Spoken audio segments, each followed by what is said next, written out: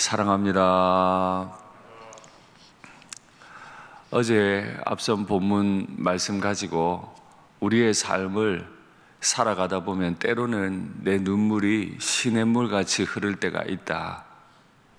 또 내게 빛 한 줄기 없는 흑암과 같은 시간이 분명히 찾아오고 그리스도인들도 마땅히 이러한 시간을 지날 때가 있다고 말씀을 드렸습니다. 그러나 이렇게 아무리 흑암같이 어둡고 눈물이 빗물처럼 시냇물처럼 흐르는 어려움이 와도 우리가 살아갈 수 있는 것은 주님께서 우리를 지키시고 복 주시기 때문이고 주의 얼굴이 우리에게 빛이 되어 주시기 때문이다 말씀을 나누었습니다. 우리 빛 대신 주님의 얼굴, 주님의 말씀 붙잡고 끝까지 아름답게 살아가는 우리가 되면 좋겠습니다. 오늘 본문에서 시인은 참 어려운 이야기들을 여전히 이어갈 것입니다만은 그럼에도 이 오늘 본문이 힘이 있는 것은 이 시인이 어려움 가운데서도 주님이 어떤 분이신지 확실히 고백하고 있기 때문입니다. 주여 여호와여 주는 의로우시고 주의 법은 옳습니다. 주께서 명령하신 증거들은 심히 의롭습니다 라고 고백하고 있습니다. 그렇습니다.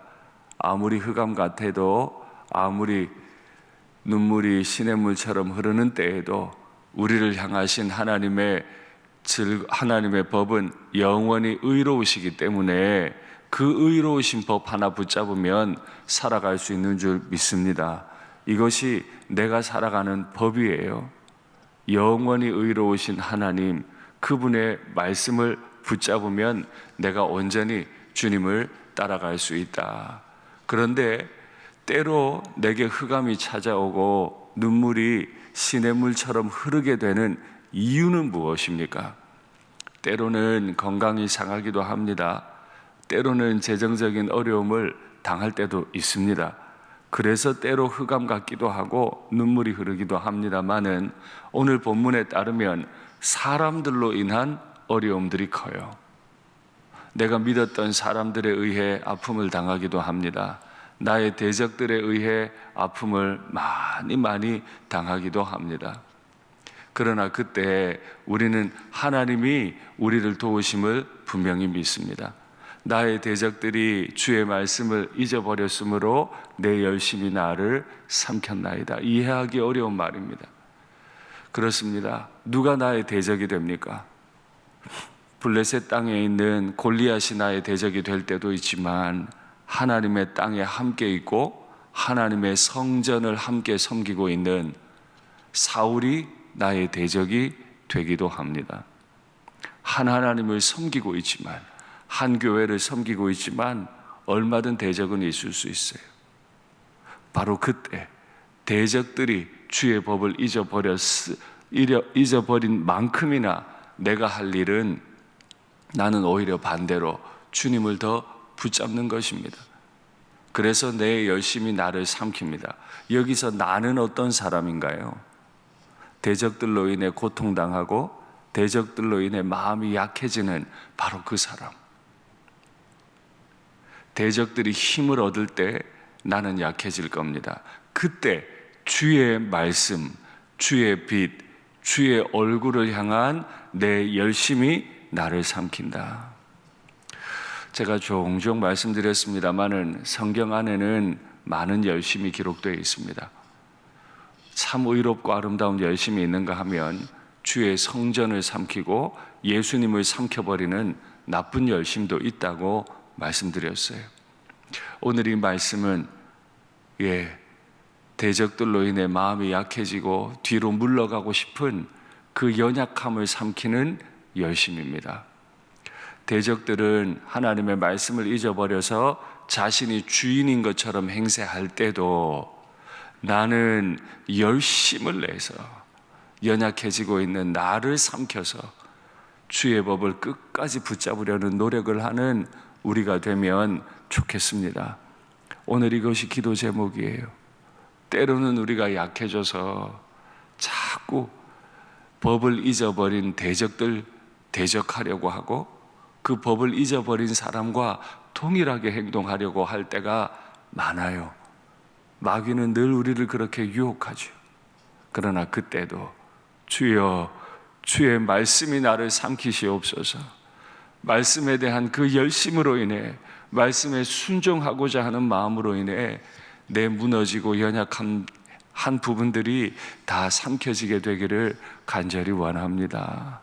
오늘 이 기도가 우리에게 있으면 좋겠습니다. 주의 말씀은 완전히 순수하시죠. 세상이 아무리 때묻은 방법으로 나를 무너뜨리려고 해도 주의 말씀은 순수하심으로 주의 종이 이를 사랑하나이다. 사랑은 자신을 내어줌이라고 제가 여러 차례 말씀을 드렸습니다. 순수한 하나님의 말씀을 사랑하면 나는 그 말씀에 나를 온전히 내어드립니다. 때로는 그 순수함이 미련해 보이기도 합니다. 그 청년 요셉이 보디발의 집에 끌려갔고 보디발의 아내가 유혹합니다. 그때 우리는 그 더러운 유혹을 순수한 하나님의 말씀으로 이깁니다. 요셉이 복수를 하고 싶은 마음이 있었는지 없었는지 알지 못하나 환경은 마련됐습니다. 아버지가 돌아가셨어요. 형들이 그걸 두려워해서 요셉 앞에 찾아왔을 때 요셉은 내가 하나님을 대신하리이까? 절대로 나는 하나님이 아님을 알기에 못된 말을 하거나 못된 행동을 할 수 없다라고 자신을 삼켜버렸어요. 왕의 조서가 찍힌 걸 알고도, 사자굴에 사자들이 있다는 걸 알고도 다니엘은 자신의 연약함을 삼키고 하루 3번 정한 대로 하나님 앞에 기도하는 믿음의 기백을 보여주고 있습니다. 우리가 세상을 이기는 방법, 유혹이 많고 폭행이 많은, 정말 아픔이 많은, 그래서 눈물이 흐르는 이 세상을 믿음의 사람들이 살아가는 방법, 순수한 하나님의 말씀을 붙잡고 더러움과 어두움을 이기는 것인 줄 믿습니다. 때로 이 세상을 살아가기에 우리가 영악하지 않을 때가 있습니다. 오히려 미련해 보일 때도 있습니다. 내가 미련하여 멸시를 당합니다. 그러나 내가 아무리 미련해도 한 가지 꼭 하는 것, 주의 법도들을 잊지 아니하였나이다. 세상사 모를 수 있습니다. 세상의 원리 모를 수 있습니다.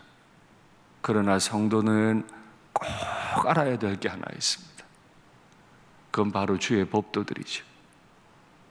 성도들이 주의 법도는 알지 못하고 세상 돌아가는 것만 잘 안다면 그가 왜 성도입니까? 성도는 세상 일은 몰라도 주의 법은 아는 사람인 줄 믿습니다. 환난과 우환이 때로는 나를 덮칩니다. 그래서 살지 못하게 만듭니다. 그러나 나는 주의 증거들을 끝까지 붙잡고 이겨내는 사람이죠. 그래서 마지막으로 고백합니다. 주의 법들, 주의 증거들은 영원히 의로우시니 나로 하여금 깨닫게 하사 살게 하소서. 때로 눈물이 흐르게 합니다. 때로는 흑암과 같습니다. 때로는 골리앗이 나를 괴롭히지만 때로는 사울이 날 어렵게 합니다.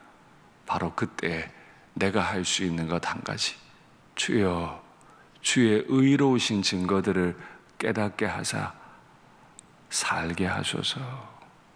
내가 살아가는 법, 끝까지 주의 말씀 붙잡으면 된다 하는 바로 이것인 줄 믿습니다. 말씀을 맺겠습니다.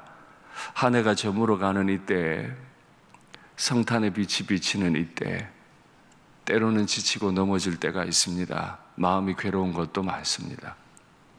내 대적들도 생각했던 것보다 힘이 셉니다. 바로 그때 여전히 순수하시고 여전히 성실하시며 여전히 의로우신 하나님과 하나님이 내신 법을 붙잡고 그 법만 믿고 내 길을 끝까지 걸어가는 우리가 되기를 간절히 바랍니다.